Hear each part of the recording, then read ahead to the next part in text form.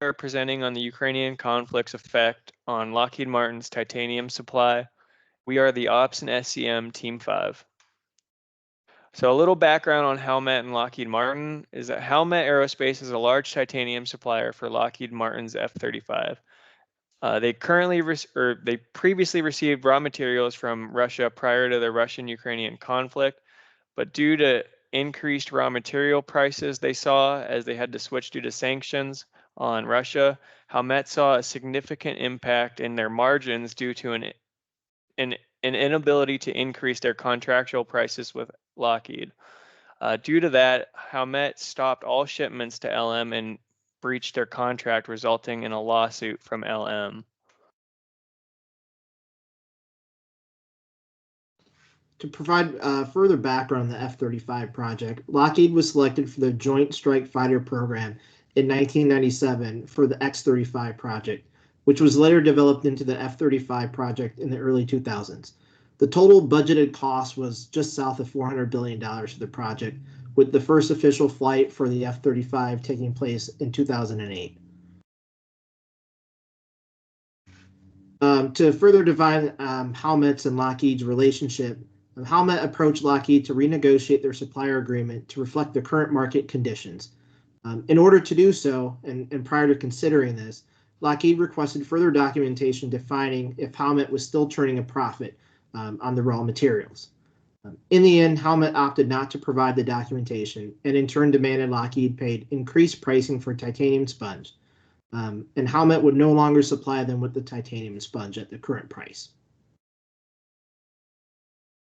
So Russia invaded Ukraine on February 24th, 2022, marking the beginning of a war that still continues today. As a result, the United States sanctioned the Russian titanium industry beginning on April 2nd of 2022. Russia previously was accounted for 15% of global titanium sponge production, which also was the majority of Howmet's raw material.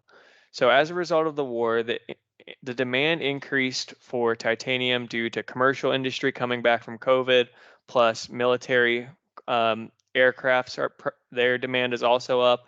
And then there was a huge decrease in the supply base with Russia not being able to provide this titanium, which ultimately ended up in a huge increase in raw material price. The Joint Strike Fighter program has demand to deliver over 180 jets per year for the next 14 years.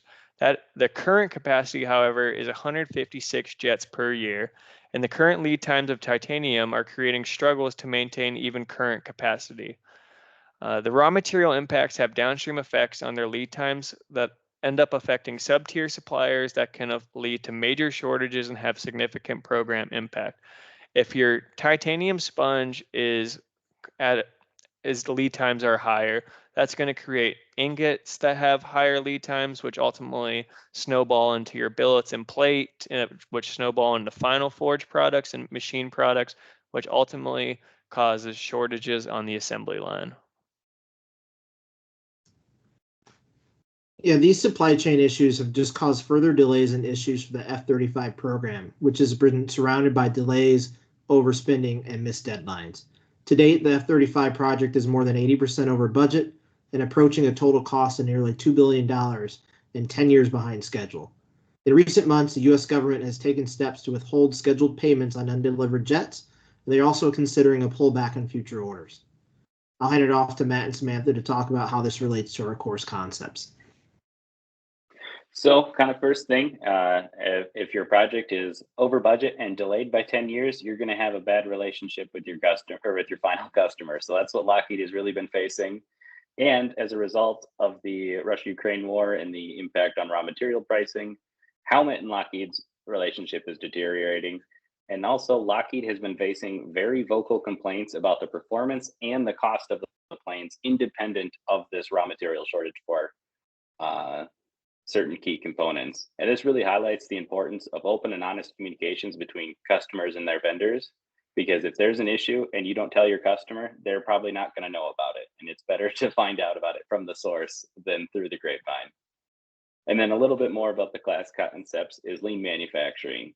Lockheed ultimately wants to produce the F-35 at very high quality, low cost, and with minimal lead time. However, they're currently having low quality and very high cost, which results in lots and lots of project waste, which is exactly what Lean wants to avoid.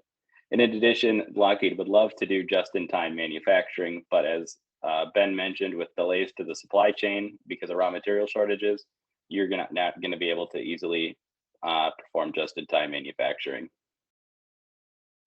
So some things we've kind of thought about and discussed as a group was what could Lockheed do to kind of mitigate some of this, and they could have Howmet purchase, or they could purchase larger quantities of materials from Howmet at a price with the understanding that the price might only get higher.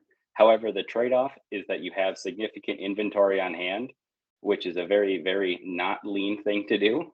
And from a purely engineering standpoint, this creates additional costs in storage and the potential for reworks as design changes inevitably happen over the course of a project. So you might end up reworking or even scrapping materials because of those design changes.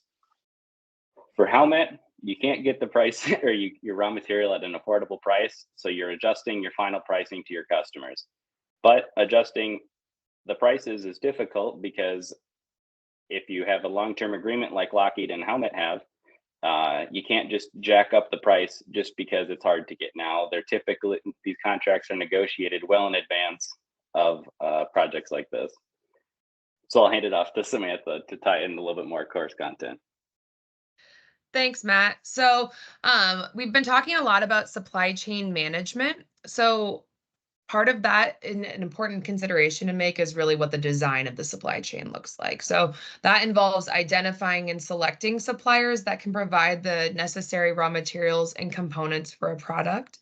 You should make 5 key considerations or decisions along the way. So that's planning, sourcing, manufacturing, delivery, and then product support. And there are different models for different types of companies. So within the article that we are discussing today, Russia's invasion of Ukraine affected the supply chain design for the F-35 program. Because they didn't have diversification among suppliers, this really caused a lot of big issues during the geopolitical crisis that's still ongoing between Russia and Ukraine. And a lack of business continuity planning led to delays and increased prices as well. We also have been talking about global supply chains in class. So as you can see through the context of this article, geopolitical events impact the availability and cost of key materials in a supply chain. Supply chains ultimately can be vulnerable to geopolitical events, and these have big impacts on the availability and cost of key materials. Disputes and lawsuits also can arise when issues happen, and that further disrupts operations. And finally, fluctuating demand and order volumes in the manufacturing sector can create challenges in production. So the Howmet-Lockheed conflict really highlights the importance of clear contractual agreements, ongoing collaboration to address these issues, and reaching resolutions during conflict. Planning and management of the supply chain helps alleviate these issues, and partners really must be prepared to adapt to changing conditions and fluctuations in demand as well. And so with that, I'm going to hand it off to Justin to determine and speak to next steps in the process. Yeah, so the next steps on how we can start to solve some of these issues. The first and most obvious one is starting to diversify the suppliers and source locations of the titanium that's obtained. Next would be ensuring the manufacturing for Lockheed Martin and their suppliers is conducted in as lean a way as possible to reduce waste and cost. Next would be Lockheed should again require their other suppliers and customers to resell scrap to Howmet instead of being able to sell that on the open market. Additionally, we could consider having Lockheed and Howmet mutually agree on index pricing to capture potential cost variations more quickly. That way we don't have more of these lawsuits in the future. And finally, Howmet and Lockheed need to cooperate together, work on that relationship, and understand that they're both going to have to compress their margins on this product or on this project while being able to push some of those increased expenses onto the final customer, who in this case is the U.S. government. On increasing the supply of titanium. So the first step is identifying alternative sources of titanium outside the current Russian supply. As we look at this, the top producers of titanium, China is not viable because of the geopolitical risks there, but Japan, as a close U.S. ally, could be one place where they can consider sourcing that titanium. Additionally, they can leverage the power of the U.S. government to increase the availability of the titanium. And again, as I said on the last slide, Lockheed, they used to require that other suppliers and customers resell scrap titanium to Howmet. With the increase in price, they've allowed them to sell it on the open market. To work on those relationships. However, because of the shortage, I think it would be in both of their best interests to start selling that back to Howmet. And now finally onto the sharing of the financial impact. Lockheed and Howmet will need to be open and transparent about their margins with this project. With that, both firms can work to share that compression in the margin to start rebuilding that relationship between them. Again, the plane is planes are not being produced and the performance is substandard. And because of the situation they're in, Lockheed needs to start getting planes off the assembly line floor. Howmet wants to make a little bit of money. I think it's a win-win for them to move forward past this and start getting these planes off the production line. And I think with the proposals we have in here, that's something they can begin doing. And then finally, some of these costs will ultimately be pushed through to the final customer, which is the U.S. government in this case. Thank you guys, and we look forward to having some discussions with you guys in the class discussion.